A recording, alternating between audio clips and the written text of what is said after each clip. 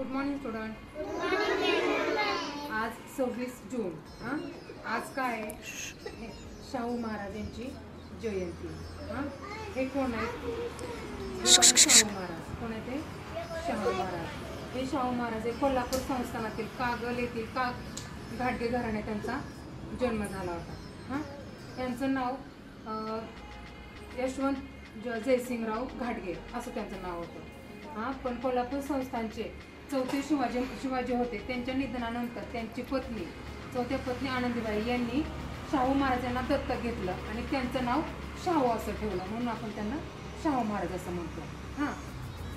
शाहू महाराज हे लहानपणापासून खूप हुशार होते, खूप बुद्धिमान होते, खूप हुशार होते आणि लोकप्रिय होते. त्यांना म्हणजे समाज परिवर्तन घडवून आणायचं होतं.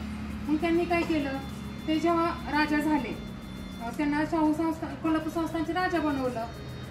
ते जेव्हा राजा झाले तेव्हा त्यांना वाटायचं की समाजातील लोकांना कोणीही पीडित नसावं, सगळ्यांना सगळ्या सोयी सुविधा मिळाव्यात, असं त्यांना लोकांबद्दल वाटत होतं. आणि त्यांचं लग्न झाल्यानंतर त्यांनी जेव्हा ते संस्थानचे राजा झाले तेव्हा त्यांनी त्या काळात जेव्हा दुष्काळ पडला आणि दुष्काळानंतर लागोपाठच लगेच प्लेगची साथ आली. मग त्यावेळी काय झालं, लोकांचे खूप हाल झाले. ते हाल होऊ नये त्या काळामध्ये दुष्काळ पडला होता. दुष्काळ म्हणजे काय होतं, सगळीकडे पाणी कमी पडतं, म्हणजे पाणी नसतं. मग त्यामुळे काय होतं, लोकांना रानामध्ये पिकं वगैरे होत नाहीत, मग खायला अन्नधान्य कमी पडतं. मग लोकांचे गैरसोय होऊ नये म्हणून त्यांनी स्वस्त धान्य दुकान सुरू केलं. स्वस्त धान्य दुकान म्हणजे काय की कमी पैशामध्ये लोकांना धान्य मिळायचं. आणि दुष्काळ संपला की थोड्या दिवसात प्लेगची साथ आली. प्लेग म्हणजे आता कोरोना झाला तर तुम्हाला माहिती आहे, एचकेजीच्या मुलांना माहिती आहे कोरोना आला होता की नाही, तसाच प्लेग हा रोग आहे.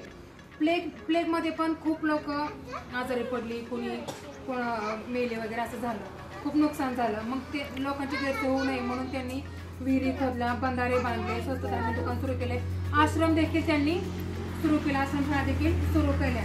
आणि जी गरिबांची मुलं होती ते शिक्षणापासून वंचित राहू नये म्हणून त्यांनी काय केलं होतं, तर मोफत शिक्षण सुरू केलं होतं. मोफत म्हणजे काय, फ्री शिक्षण. कसं शिक्षणासाठी गरीब लोकांना पैसे भरण्याची ऐपत नसते, म्हणून फ्री शिक्षण सुरू केलं. आणि त्या काळामध्ये मुलींना शिक्षण घ्यायची सुविधा नव्हती. मग त्यांची अशी इच्छा होती की मुलींनी देखील शिकावं, मुलींनी देखील शिक्षण घ्यावं. मग त्यासाठी त्यांनी मोफत प्राथमिक शिक्षण सुरू केलं, वेगवेगळ्या संस्था सुरू केल्या, आश्रमशाळा सुरू केल्या.